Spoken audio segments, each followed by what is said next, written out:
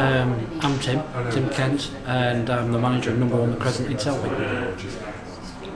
I think the key thing is that it's not the Selby that it used to be. The high street is in decline, like a lot of other towns. The response to this town seems to be behind everybody else. We have more hairdressers and charity shops and nail bars than you could even think. Within 50 yards of us, we have 7 hairdressers. Our newest retailer is going to be Poundland. If that's what Selby is aspiring to, then really the town council really need to up the game. Policing at night time, we've got quite a few nightclubs and pubs. Obviously we're one of them. We're slightly more of a bistro wine bar, so we don't get too affected, but visibility of the policeman or the constabulary is missing on a Friday and a Saturday night in certain areas. There's a particular part of the town that can be notorious. I think the main thing is that it's now the council has changed, so it's North Yorkshire, not Selby. I think there's a fear that things will move away from Selby to make it even worse. So we need some form of investment into Selby's town to ignite the high street, get people back in.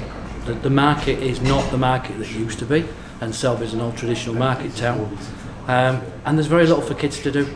There's most of the parks around here are sort of littered and covered in glass.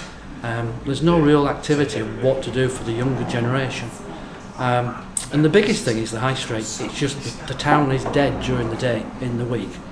At night time, at 10 o'clock, 11 o'clock at night, it can be a bit of a no-go zone. And the police presence more than anything else. I think that's what it needs. I think there's obviously people make change for what they believe is the right reason. I think all they've done is created a bigger government body, which is going to water down the impact at grassroots. It's down to the representatives of Selby to fight the cause in North Yorkshire. But if it's a small part of the big council, then that voice is watered down.